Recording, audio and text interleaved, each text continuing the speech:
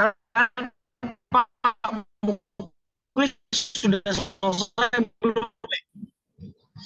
Assalamualaikum warahmatullahi wabarakatuh. Teori akuntansi yang dengan tema revenue. Pada malam hari ini, yang akan mempresentasikan mengenai teori akuntansi revenue ada Daniela Quinta Anastasia dengan nomor NIM 2020 12 11 063.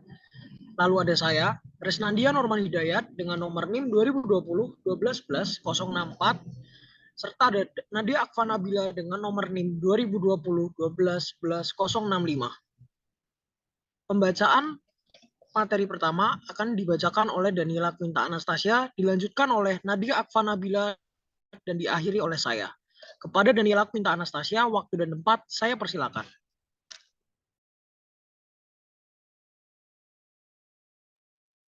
Terima kasih Resnandia.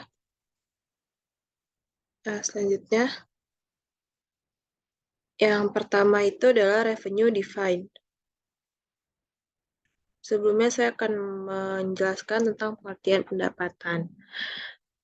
PSAK nomor 23 tentang pendapatan menyatakan bahwa pendapatan adalah arus masuk bruto dari manfaat ekonomi yang timbul dari aktivitas normal entitas selama periode jika arus masuk tersebut mengakibatkan kenaikan ekuitas yang tidak berasal dari kontribusi penanaman modal.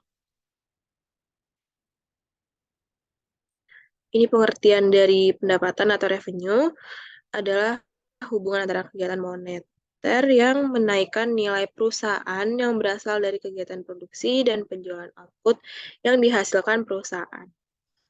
IAI atau Ikatan Akuntan Indonesia mengungkapkan dalam standar akuntansi keuangan entitas tanpa akuntabilitas publik atau SAKETAP, pengertian pendapatan adalah penghasilan yang timbul dalam pelaksanaan aktivitas entitas yang biasa dan dikenal dengan sebutan berbeda seperti penjualan, imbalan, bunga, dividen, royalti, dan sewa.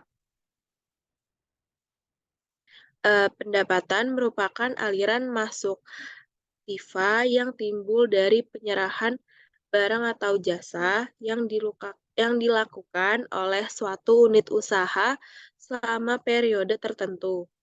Bagi perusahaan, pendapatan yang diperoleh atas operasi pokok akan menambah nilai aset perusahaan. Pendapatan yang diperoleh atas perusahaan yang pada dasarnya juga akan menambah modal perusahaan. Namun, untuk kepentingan akuntansi, penambahan modal sebagai akibat penyerahan barang atau jasa pada pihak lain dicatat tersendiri dengan akun pendapatan. Ada pengertian revenue pendapatan lagi. Menurut Martani, penghasilan atau pendapatan atau revenue adalah kenaikan manfaat ekonomi selama satu periode akuntansi dalam bentuk pemasukan atau penambahan aset atau penurunan liabilitas yang mengakibatkan kenaikan ekuitas yang tidak berasal dari kontribusi penanaman modal. Pendapatan adalah penghasilan yang berasal dari aktivitas normal dari suatu entitas dan merujuk kepada istilah yang berbeda-beda, seperti penjualan, pendapatan jasa, bunga, dividen, dan royalti. Pengertian lainnya, menurut Resmansyah dan Nurlaili Safitri, pendapatan adalah jumlah masuk yang didapat atas jasa yang diberikan oleh perusahaan yang bisa meliputi penjualan produk dan atau jasa kepada pelanggan yang diperoleh dalam suatu aktivitas operasi atas suatu perusahaan untuk meningkatkan nilai aset serta menurunkan liabilitas yang timbul dalam penyerahan barang atau jasa.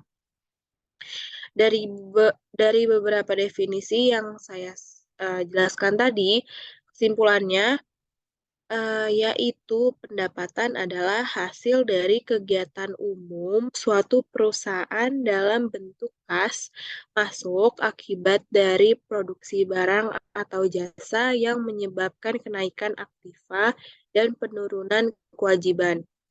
Semakin besar pendapatan, maka akan semakin besar pula keuntungan yang didapatkan oleh perusahaan.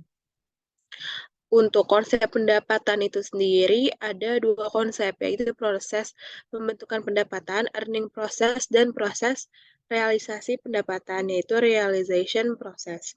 Untuk proses pendapatan atau earning process sendiri itu merupakan suatu konsep tentang terjadinya pendapatan, di mana proses pendapatan dimulai dari kegiatan produksi, penjualan, dan pengumpulan piutang.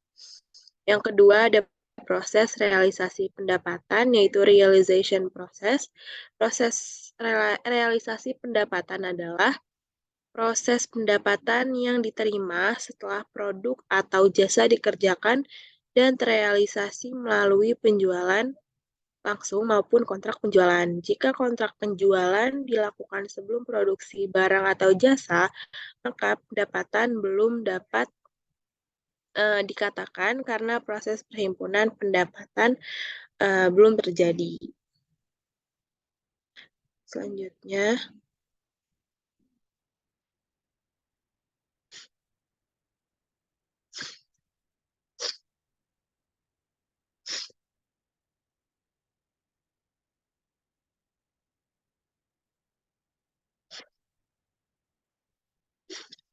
ada beberapa pandangan yang menegaskan arti konseptual dari pendapatan atau revenue. Yang pertama dari IAS 18 atau ASB 118. Revenue atau pendapatan merupakan aliran masuk bruto manfaat ekonomi selama satu periode yang berasal dari kegiatan rutin suatu entitas yang menyebabkan peningkatan ekuitas selain dari kontribusi pemilik. Yang kedua ada IASB Framework. Revenue forms merupakan pendapatan merupakan bagian dari penerimaan atau income yang merupakan peningkatan manfaat ekonomi selama periode akuntansi dalam bentuk peningkatan aset atau penurunan liabilitas yang berasal dari peningkatan ekuitas lain dari kontribusi pemilik. IASB bisa dikatakan sebagai revenue forms part of income. Yang ketiga ada FASB. Pendapatan merupakan aliran masuk atau peningkatan aset atau penurunan liabilitas atau kombinasi dari keduanya dalam suatu periode yang berasal dari penyerahan atau produksi barang atau jasa atau aktivitas lain yang merupakan kegiatan utama entitas.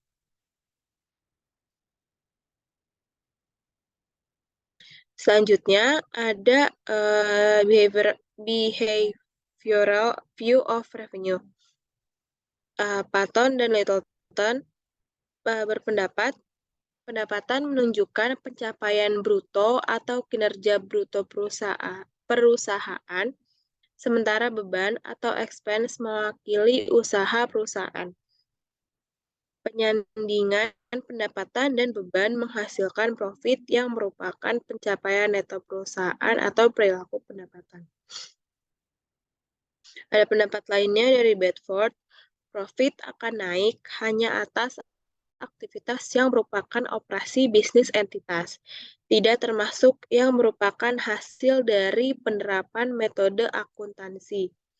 Operasi bisnis yang umum dari entitas meliputi yang pertama perolehan sumber daya uang, yang kedua perolehan jasa, ketiga penggunaan jasa, keempat penggabungan ulang jasa-jasa yang telah diperoleh, yang kelima penyerahan jasa, yang keenam distribusi sumber daya uang. Lalu sebentar. Lalu di bawah ini ada proses memperoleh pendapatan. Yang pertama ada purchase of service, menuju ke production, menuju ke storage of product, ke sell on credit, lalu collection of cash, lalu ke warranty. Ada pendapatan atau konsep lainnya dari Myers. Konsep pendapatan dan profit berhubungan dengan keputusan atau kejadian kritis tertentu yang dibuat oleh manajer. Profit diperoleh ketika pengambilan keputusan kritis atau melakukan tugas yang paling sulit dalam suatu siklus transaksi yang lengkap. Teori Mayer ini membantu akuntan dalam menentukan kapan pengakuan pendapatan.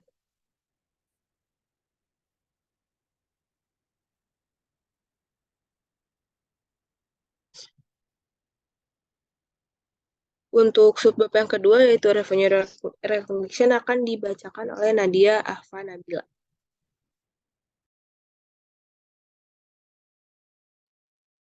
Selanjutnya, saya akan menjelaskan tentang revenue recognition. Next.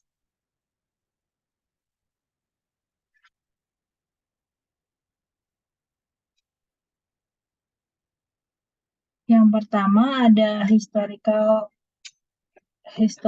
perspective. Selama abad ke-19, pendapatan atau keuntungan untuk bisnis ditentukan berdasarkan peningkatan kekayaan bersih. Peningkatan kekayaan bersih dalam pandangan pendapatan secara bertahap digantikan oleh gagasan bahwa penghasilan harus direalisasi. Perubahan ini timbul karena pengguna aktiva tidak lancar khusus oleh perusahaan menjadi signifikan pada periode antara Perang Dunia I dan 1930-an. Next.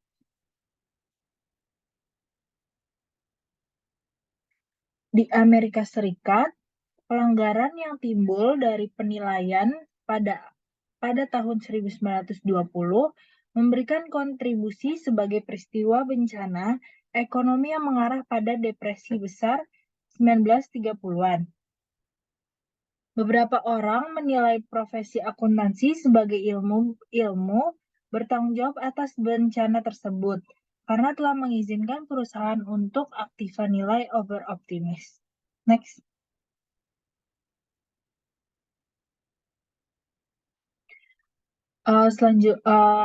Kriteria for revenue recognition.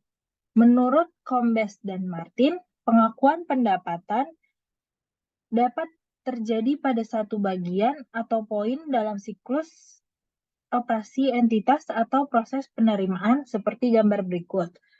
Yang pertama itu merancang ide. Lalu yang kedua melakukan pembelian, contohnya persediaan. Yang ketiga menerima pesanan sebelum memulai produksi. Lalu selanjutnya yang keempat memulai produksi, dan kelima progresif selama produksi, keenam penyelesaian produksi, ketujuh menerima pesanan sesudah menyelesaikan produksi, kedelapan penyerahan barang ke konsumen, dan yang terakhir menerima kas. Peristiwa tersebut membuat akuntan menyadari perlunya bukti objektif yang cukup untuk mendukung setiap perubahan nilai. Jika itu harus dicatat sebagai pendapatan, pertanyaannya adalah pada poin mana penerimaan atau revenue dapat dicatat sebagai pendapatan selama proses penerimaan karena tidak ada bukti yang cukup. Pengakuan pendapatan dapat terjadi pada beberapa tahapan dalam operasi perusahaan atau siklus pendapatan. Pendapatan yang telah diakui di poin dalam siklus pendapatan, misalnya pada poin 5, yaitu progresif selama produksi. Pada poin 5, dalam industri bangunan untuk kontrak konstruksi jangka panjang. Lalu pada poin 7, yang menerima pesanan sesudah menyelesaikan produksi, di mana itu adalah tanggung jawab pembeli untuk mengumpulkan barang. Pada poin 8, pada poin 8 itu terjadi dalam banyak kasus. Dan pada poin 9 yang receipt of cash atau menerima kas itu dengan beberapa praktek profesional dan untuk kredit angsuran penjualan. Kita perlu merumuskan kriteria untuk membantu kita memutuskan bukti apa yang cukup objektif, yaitu kita perlu mengetahui jenis bukti yang kita perlukan sebelum kita memiliki keyakinan terhadap suatu pendapatan atau laba tertentu. Next.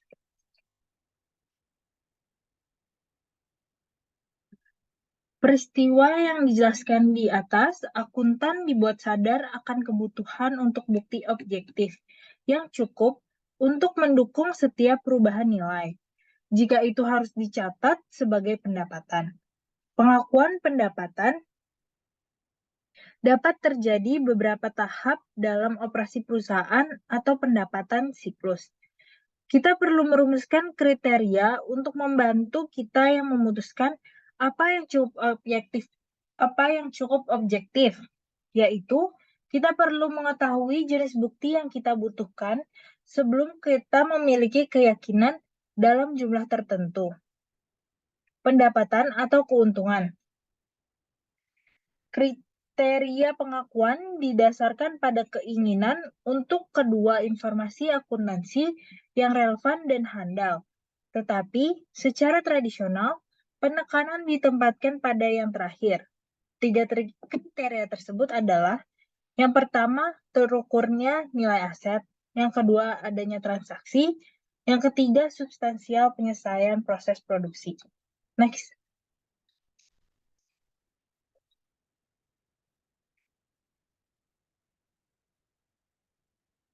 Analysis of criteria for revenue recognition. Yang pertama ada measurability of asset value. Pendapatan dapat diukur secara andal dengan prinsip konservatisme. Dengan prinsip konservatisme yaitu diakui pada saat terrealisasi secara aktual. Namun, pada akuntansi nilai wajar, perubahan nilai aset akan dicatat sebagai beban dan atau pendapatan karena menahan aset. Hal ini konsisten dengan pendekatan basis akrual, tetapi tidak konsisten dengan konsep realisasi dan historical cost. Masih diperlukan adanya dasar yang valid atas pengakuan pendapatan dalam standar yang menggunakan akuntansi nilai wajar. Menurut FASB, pendapatan dan gain tidak akan diakui jika belum terrealisasi atau realized, atau dapat terrealisasi atau realizable.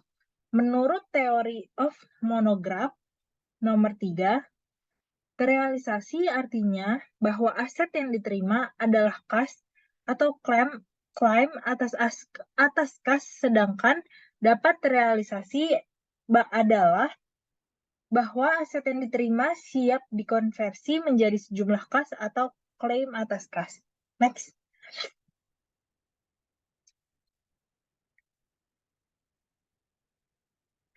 Menurut Patton dan Littleton, berdasarkan pandangan mayoritas, pendapatan terrealisasi ketika dibuktikan dengan kas atau cash receipt atau piutang atau aset lancar lainnya.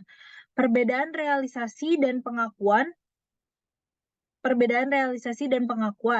Pengakuan adalah untuk dapat dianggap valid dan ada, memerlukan arus masuk aset atau perubahan nilai aset yang dapat diukur secara kuantitatif. Sedangkan realization atau realisasi adalah untuk mengubah menjadi kas atau uang, memerlukan arus masuk aset lancar. Aspek kriteria measurability adalah terjaminnya collectability kas yang tergantung dari pertimbangan manajer, biasanya berdasarkan pengalaman terdahulu. Combes dan Martin berpendapat bahwa measurability dan permanence merupakan kondisi yang dipenuhi untuk mengatasi ketidakpastian pengakuan. Measurability berhubungan dengan kemampuan yang objektif untuk menentukan nilai penjualan. Objektif di sini dapat diartikan tidak bias dan dapat dibuktikan oleh investigator kompeten lainnya. Sementara permanen memiliki makna bahwa sekali diakui, maka tidak ada alasan lagi untuk membalik akun pendapatan. Next.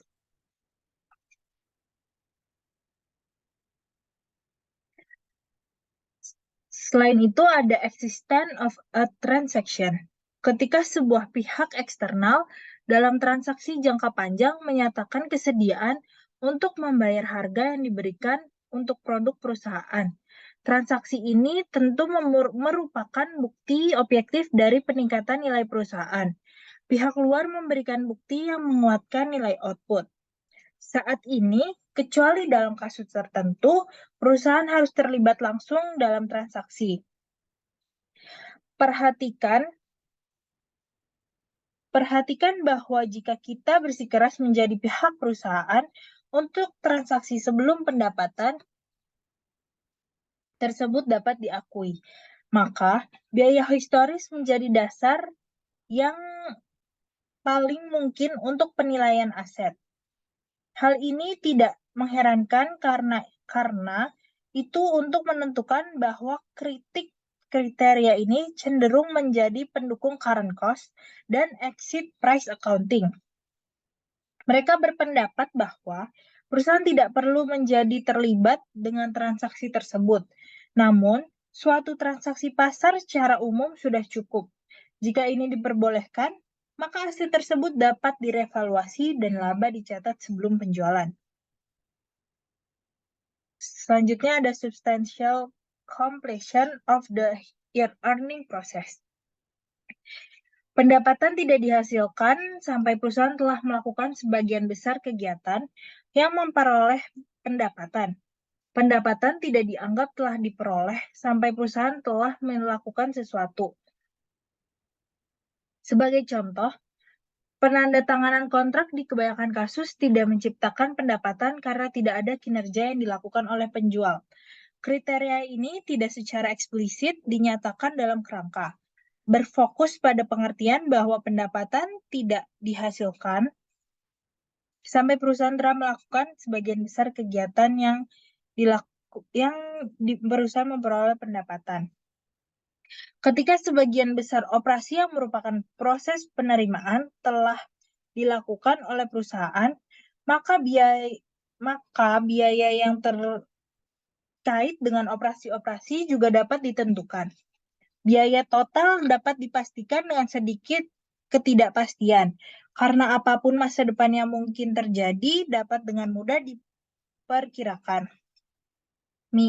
Myers menganggap masalah penyelesaian pendapatan ini dengan menganjurkan suatu kriteria critical event.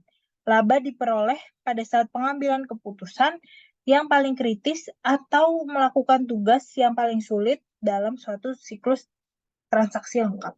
Next.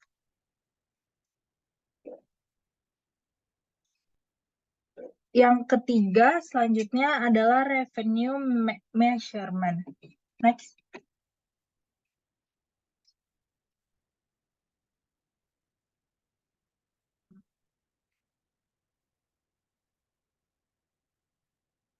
Tiga kriteria untuk pengakuan pendapatan dibahas di atas telah dipertimbangkan oleh membuat standar dalam menentukan pedoman yang memadai. Kerangka paragraf 83 menyediakan dua kriteria pengakuan pendapatan. Yang pertama, besar kemungkinan bahwa manfaat ekonomi masa depan berkenaan dengan aset tersebut akan mengalir ke atau dari entitas dan item. Dan yang kedua, item memiliki biaya atau nilai yang dapat diukur dengan keandalan. Dengan demikian, kerangka menyediakan beberapa panduan dalam kaitannya dengan pengakuan, tetapi tidak mencakup pengukuran. IAS 18/AASB 118, revenue lebih spesifik, yang menyatakan pendapatan akan diukur pada nilai wajar dari pertimbangan diterima atau piutang paragraf 9.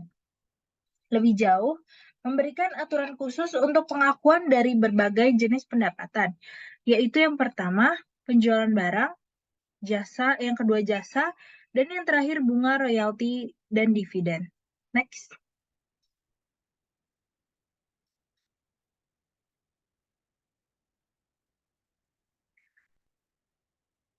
Selanjutnya ada sale of goods.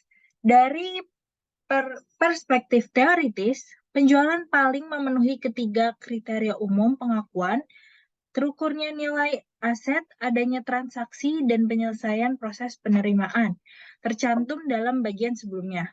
Oleh karena itu, penjualan pada proses penerimaan dipilih karena umumnya waktu yang paling tepat untuk mengakui dan mencatat pendapatan, karena memenuhi kriteria untuk pengakuan.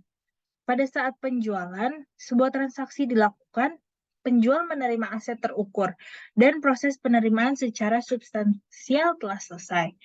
Yang dimaksud dengan penjualan adalah ketika produk telah diserahkan ke pembeli atau jasa telah diberikan, lebih mengacu kepada substansi ekonomi transaksi daripada aspek legal.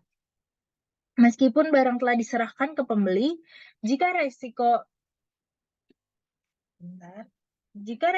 signifikan kepemilikan, barang masih ditahan penjual, maka hal ini tidak termasuk penjualan dan pendapatan tidak diakui menurut IAS 18/AASB 118 paragraf 16. Next. Pendapatan dari penjualan barang harus diakui ketika kondisi-kondisi berikut ini terpenuhi tercantum di dalam paragraf 14. Yang pertama, entitas telah mengalihkan atau mentransfer resiko dan manfaat signifikan atas kepemilikan barang kepada pembeli. Yang kedua, entitas tidak menahan baik terus terlibat dalam kegiatan manajerial seperti pada tingkatan kepemilikan yang biasa dan pengendalian yang efektif atas barang yang dijual tersebut. Yang ketiga, jumlah pendapatan dapat diukur secara andal. Yang keempat, ada kemungkinan manfaat ekonomi terkait transaksi akan mengalir ke entitas. Dan yang terakhir, biaya yang timbul terkait transaksi dapat diukur secara andal. Next. Pengecualian untuk dasar penjualan. Yang A, pendapatan dapat diakui selama masa produksi, yaitu berdasarkan metode percentage of completion menurut IAS 18/AASB 118. Hal ini dianggap memenuhi kriteria pengakuan pendapatan, yaitu dapat diukur secara andal dan adanya transaksi yaitu kontrak. Penentuan percentage of completion dapat dilakukan dengan cara yang pertama, proporsi biaya kontrak dibebankan pada pekerjaan yang dilakukan sampai periode tertentu dibandingkan dengan total estimasi biaya kontrak. Yang kedua, survei pada pekerjaan yang dilakukan.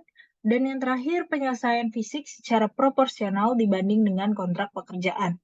Next.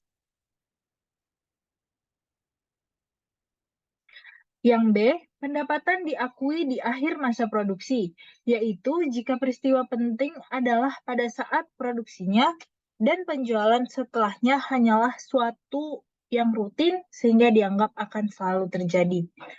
Yang C, pendapatan diakui pada saat kas diterima setelah penjualan dilakukan, yaitu pada penjualan dengan metode installments dan cost recovery. Metode ini menunjukkan bentuk konservatif pengakuan pendapatan dan penting karena kriteria pengakuan pendapatan pertama, measurability, dan ketiga, penyelesaian substansial tidak terpenuhi. Pembuktiannya adalah hanya berdasarkan kas yang diterima dari pelanggan. Karena kebutuhan untuk prinsip pengakuan didasarkan pada permintaan untuk tujuan pembuktian. Pengecualian berkaitan dengan ketidakcukupan bukti sebelum penjualan atau pada saat penjualan.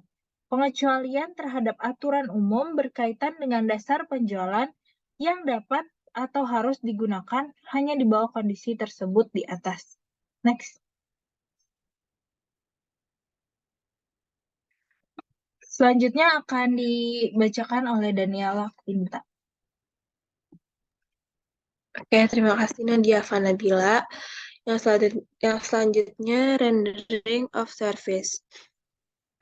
IAS 18 atau AASB 118 paragraf 20 mensyaratkan bahwa pendapatan sehubungan dengan pemberian jasa harus diakui dengan mengacu pada tahap penyelesaian transaksi pada tanggal pelaporan. Dengan demikian, pendapatan diakui pada periode di mana jasa diberikan. Pengakuan pendapatan atas dasar ini memberikan informasi berguna tentang kegiatan jasa atau pelayanan dan kinerja perusahaan pada periode yang tidak tersedia jika pemberian jasa diminta sebelum pendapatan diakui. Paragraf 23 menyatakan bahwa suatu entitas umumnya mampu membuat estimasi yang handal, memungkinkan pengakuan pendapatan ketika telah menyetujui hal-hal berikut dengan pihak lain, yaitu masing-masing pihak menyepakati hak berkenaan dengan penyediaan dan penerimaan jasa. Yang kedua, pertimbangan yang akan dipertukarkan. Dan yang ketiga, cara dan syarat penyelesaian. Selanjutnya,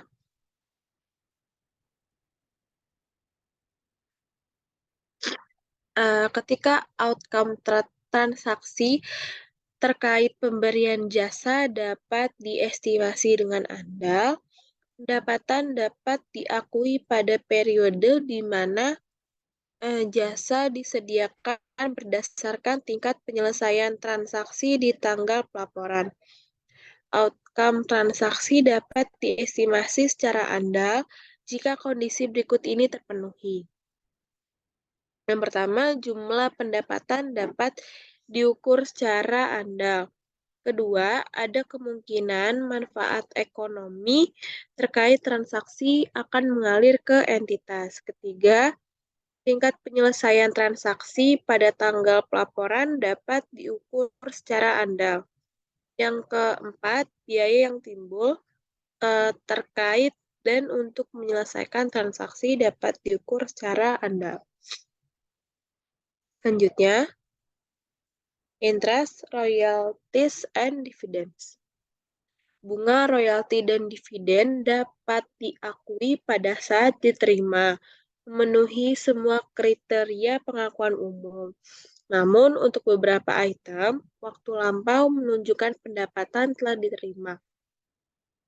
Karena itu, pendapatan yang masih harus dibayar dicatat meskipun tidak ada transaksi eksternal. Contohnya adalah pendapatan bunga diakui pada akhir periode akuntansi. IAS 18 paragraf 30 menyatakan bunga harus diakui dengan menggunakan metode bunga efektif. Royalti harus diakui sesuai dengan substansi perjanjian yang relevan. Dan dividen harus diakui pada saat pemegang saham telah memiliki hak untuk menerima pembayaran.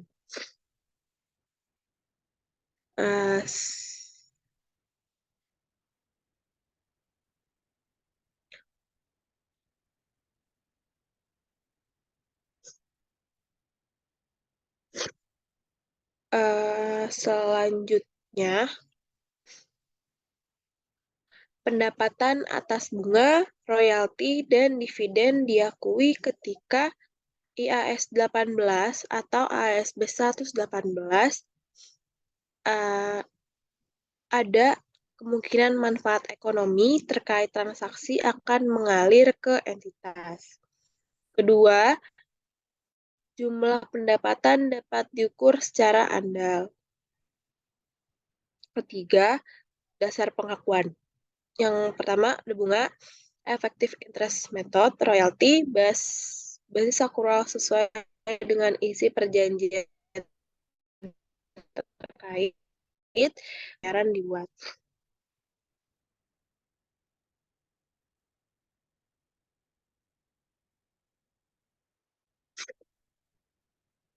Selanjutnya, challenge for standard setters akan. Terima kasih kepada Daniela Quintana Stasia dan Nadia Fanabila. Selanjutnya yaitu adalah challenge for standard setters. Maaf jika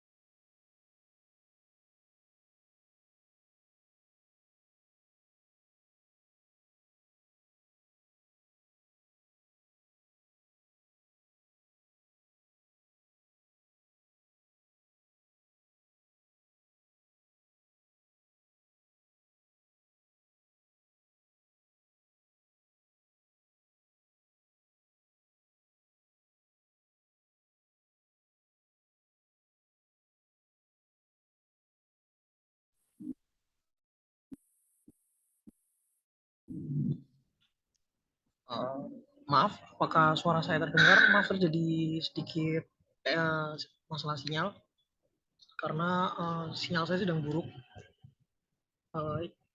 Selanjutnya adalah development in revenue recognition and measurement. IASB dan FASB telah menekankan proyek bersama atau joint project dalam kaitannya dengan pengakuan dan pengukuran pendapatan karena transaksi pendapatan tidak tersedia dengan baik oleh panduan literatur yang ada. Selain itu, transaksi menjadi lebih kompleks. Misalnya, mereka dapat menghubungkan barang, jasa, dan transaksi keuangan. Standard setters telah menyatakan bahwa terdapat ketidakkonsistenan antara rangka IASB dan beberapa standar. Misalnya, kriteria pengakuan dalam rangka dalam IAS 18 mungkin terjadi deferred asset and liabilities, aset dan kewajiban tangguhan, yang tidak sejalan dengan definisi aset dan liabilitas dalam rangka. Selanjutnya, standar tidak menangani dengan baik dengan transaksi yang melibatkan komponen penyusun multi-elemen pendapatan, misalnya bundling dari produk pokok dengan tambahan produk dan jasa yang sedang berlangsung. Seperti yang terjadi di sektor teknologi, membuat pengakuan pendapatan menjadi merugikan. Next.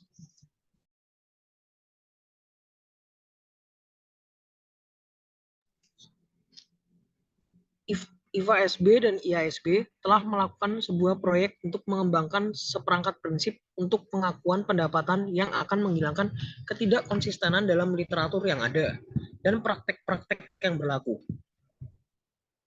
Proyek ini menangani isu-isu kunci yang mendasari konseptual pelaporan keuangan, termasuk perbedaan antara kewajiban dan ekuitas. Pengakuan liabilitas termasuk pedoman yang berkaitan dengan kriteria, definisi, dan pengakuan. Dan prinsip umum pengakuan pendapatan. FASB dan IASB telah mengajukan prinsip-prinsip dasar berikut ini untuk pengakuan dan pengukuran pendapatan. Sebuah pelaporan entitas harus mengakui pendapatan dalam periode akuntansi di mana mereka muncul dan mengukur mereka sebesar nilai wajarnya pada tanggal tersebut jika dapat menentukan keterjadian dan pengukurannya dengan keandalan yang cukup. Pelaporan entitas harus mengukur pendapatan yang timbul dari peningkatan aset atau penurunan kewajiban atau kombinasi dari keduanya pada nilai wajar.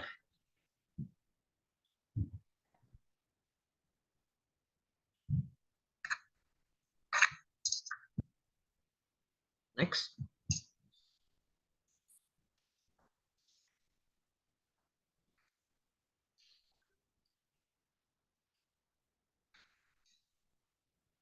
Prinsip-prinsip ini merupakan kelanjutan dari panduan sebelumnya, namun mencakup penekanan perubahan di beberapa area yang dapat menyebabkan perubahan dalam praktek akuntansi.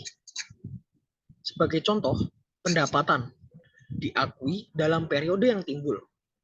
Terdapat penekanan pada waktu pengakuan pendapatan, bukan pada realisasi pendapatan. Pendapatan muncul dari peningkatan aset atau penurunan kewajiban.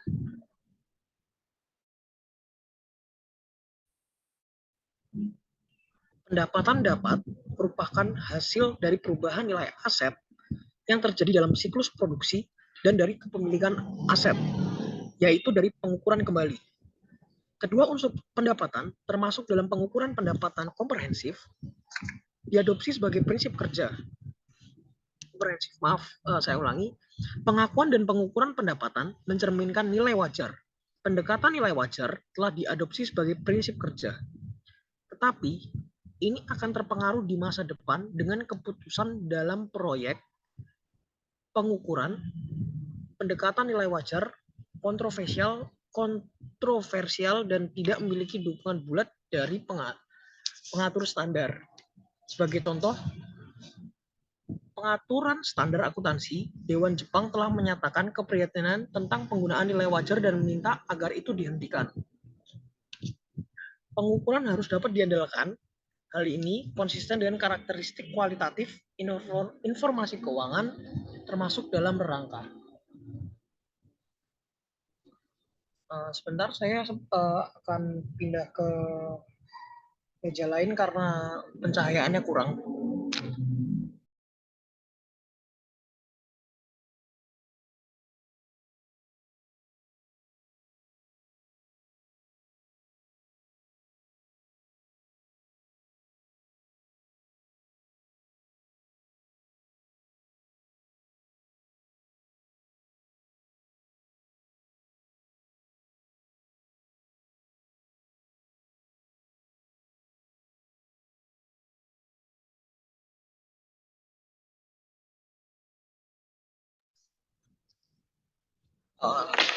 Maaf, ada sedikit kendala.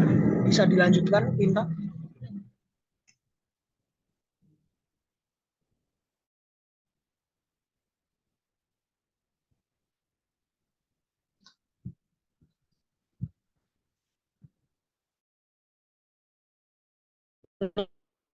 Lebih lanjut, IASB yang harus dipenuhi untuk mengakui pendapatan yaitu 1.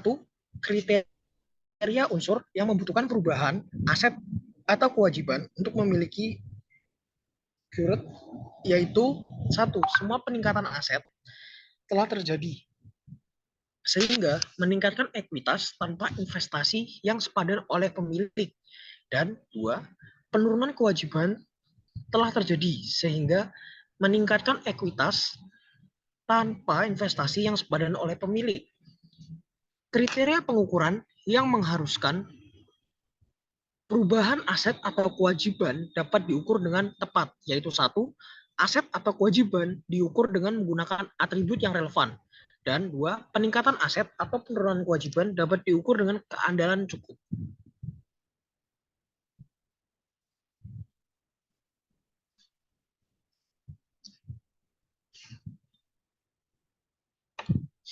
Fair value measurement. Munculnya aset dengan karakteristik yang berbeda seperti instrumen keuangan dan penggunaan yang lebih besar terhadap pengukuran nilai wajar dalam standar tertentu seperti IAS 39 atau AASB 139. Instrumen keuangan, pengakuan, dan pengukuran IAS 140 40 atau AASB properti, investasi, dan IAS 41, AASB 141 agrikultur telah menghasilkan bunga yang cukup besar dalam pengakuan pendapatan dan isu-isu terkait tentang kapan dan bagaimana perubahan nilai aset dan kewajiban harus diakui dan diukur. Dalam suatu model pengukuran atribut campuran, semua item diukur dengan nilai wajar pada saat akuisisi. Definisi pendapatan yang diadopsi IASB adalah bahwa pendapatan dapat mencakup hasil dari perubahan nilai bersih aset.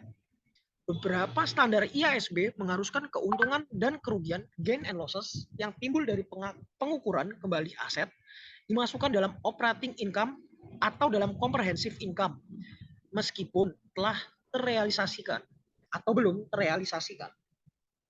Sebagai akibatnya, penyusun standar perlu memperhatikan bagaimana penyajian terbaik atas informasi ini dalam laporan keuangan.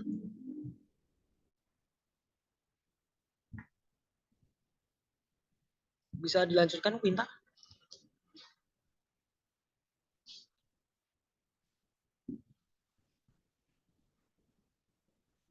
Financial Statement Presentation. IASB memiliki proyek bersama dengan FASB dengan kaitannya dengan penyediaan sistem statement keuangan.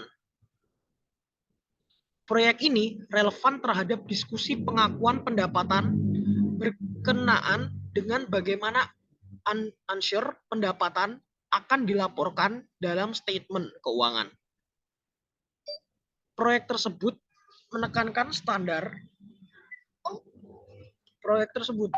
standar penyajian informasi dalam statement keuangan yang kemudian akan bermanfaat untuk menilai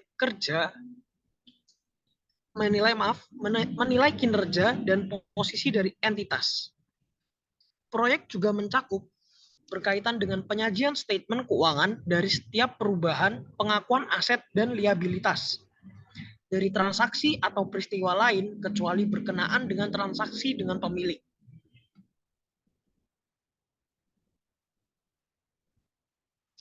Bisa dilanjutkan, Quinta?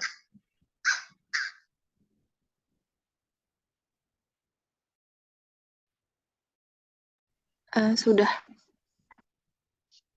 Terima kasih, Quinta. Financial Statement Presentation.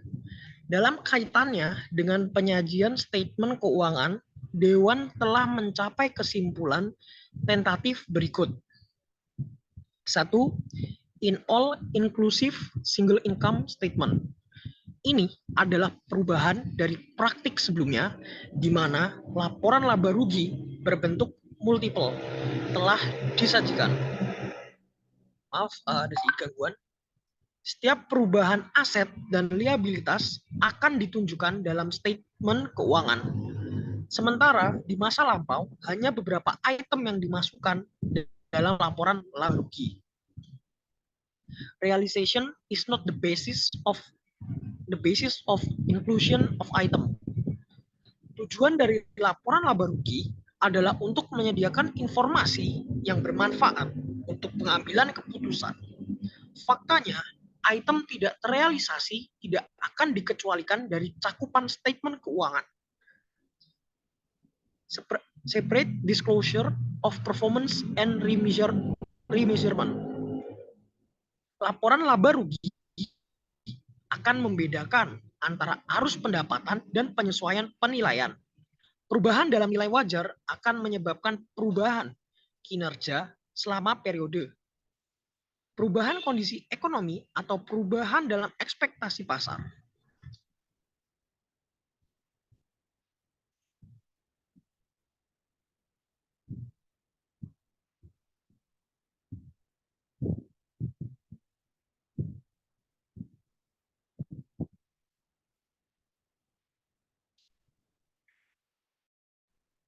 Lima.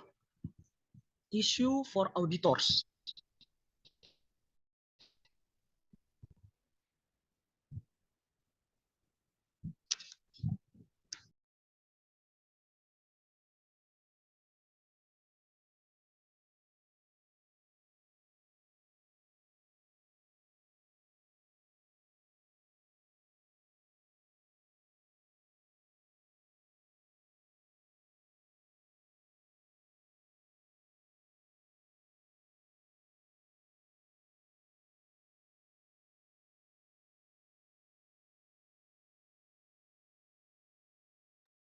Mohon maaf, Resnandia terkendala sinyal.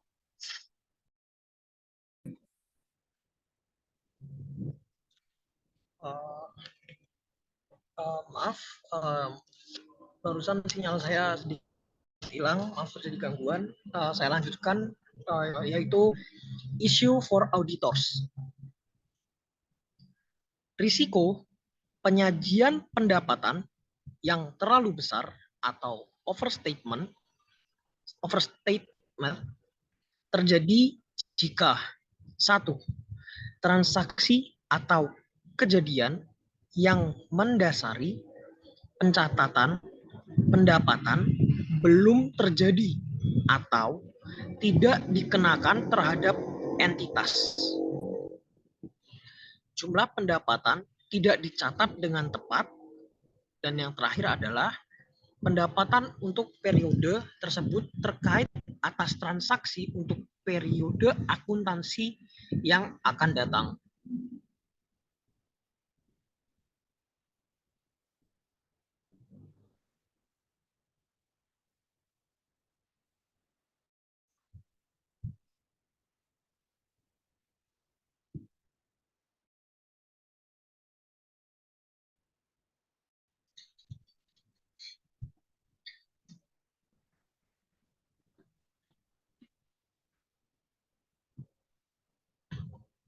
Sebentar. Oke.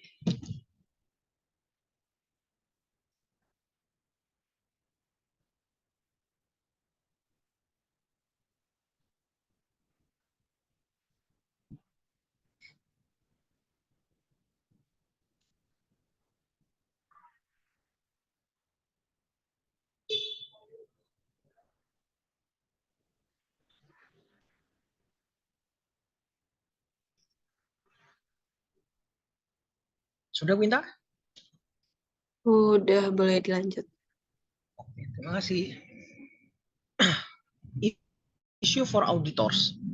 Overstatement menjadi masalah yang lebih besar daripada understatement dan perlu mendapat perhatian lebih dari auditor karena lebih didorong oleh usaha manajer untuk mengelabui pengguna laporan keuangan dan adanya usaha untuk menutupi kondisi yang sebenarnya, sehingga overstatement sulit terdeteksi.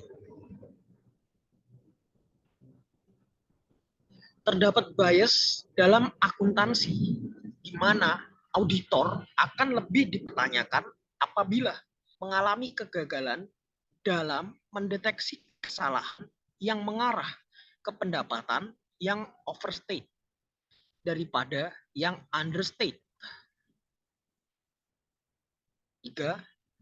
Temuan United States Public Company Accounting Oversight Board atau PCAOB bahwa salah saji material laporan keuangan sering berasal dari kesalahan laporan pendapatan.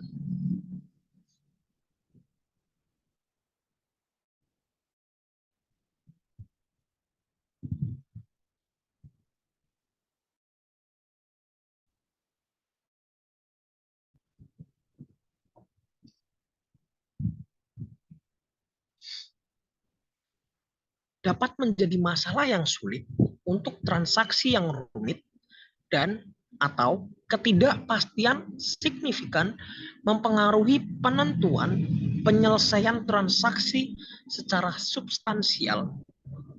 Sehingga auditor bertanggung jawab, maaf ada sisi gangguan, saya ulangi, dapat menjadi masalah yang sulit untuk transaksi yang rumit dan atau ketidakpastian signifikan mempengaruhi penentuan penyelesaian transaksi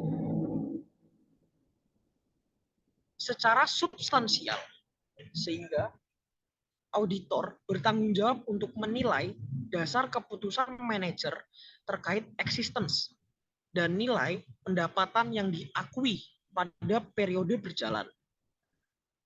Temuan PCAOB bahwa seringkali defisiensi maaf, ada sedikit gangguan.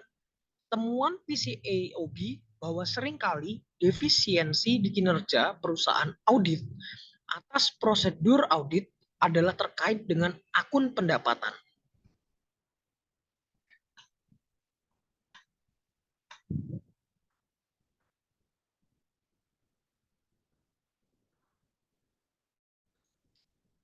Sekian presentasi dari kami.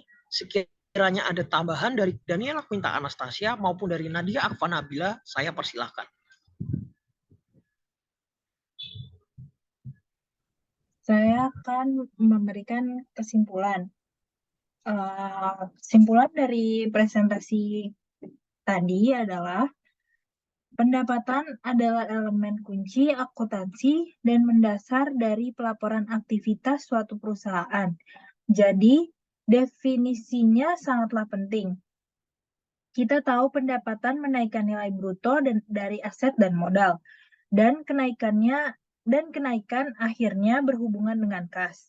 Untuk operasi utama dari bisnis, arus masuk kas terutama diciptakan oleh produksi dan penjualan output dari entitas. Oleh karena itu, tidak dapat mengidentifikasi dua aliran utama berhubungan dengan operasi bisnis ini, fisik dan arus moneter. Pendapatan juga sering dirumuskan berdasarkan pengaruhnya terhadap modal pemegang saham. Perkiraan pendapatan mempunyai saldo kredit dan ditutup pada akhir periode akuntansi ke laba yang ditahan melalui perkiraan ikhtisar pendapatan dan beban atau ikhtisar laba rugi. Oleh karena itu, pendapatan menaikkan modal pemegang saham, tetapi banyak pengimbangan atau beban. Konsep dasar pendapatan adalah bahwa pendapatan merupakan proses arus, yaitu penciptaan barang dan jasa oleh perusahaan selama jarak waktu tertentu. Patton dan Littleton menamakannya produk perusahaan.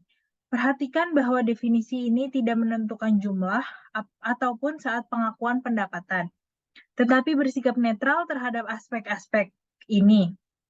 Pada umumnya, pendapatan dinyatakan dalam satuan moneter, walaupun pengukurannya pendapatan menurut konsep ini terbuka untuk dibahas tanpa mengubah sifat pos yang sedang diukur. Untuk disebut sebagai pendapatan, aliran aset masuk adalah jumlah rupiah kotor. FASB mengisyaratkan jumlah kotor dengan menyatakan bahwa pendapat adalah jumlah rupiah yang datang dari penyerahan produk atau pelaksanaan jasa. IASC menunjukkan jumlah kotor dengan menyebutkan bahwa jumlah rupiah pendapatan dapat berupa penjualan, imbalan jasa, bunga, dividen, royalitas, dan sewa. Perdefinisian pendapatan sebagai kenaikan aset merupakan perdefinisian dengan konsep aliran masuk. Konsep ini mempunyai kelemahan karena pendapatan dianggap baru ada setelah transaksi penjualan terjadi. Dengan kata lain, pendapatan timbul karena peristiwa atau transaksi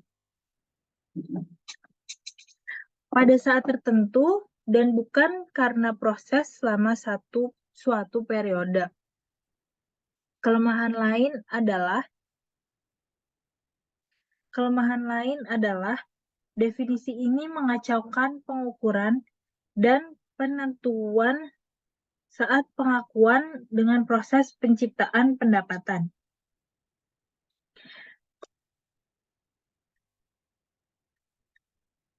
IAI harus membatasi bahwa kenaikan aset tersebut adalah menaikkan ekuitas kecuali yang berasal dari transaksi dengan pemilik.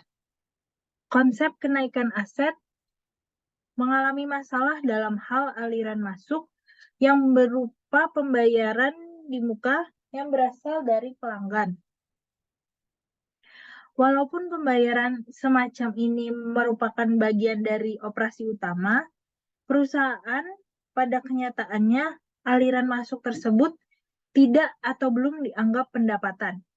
Demikian juga, atau walaupun penjualan kredit menimbulkan piutang usaha, piutang sering dianggap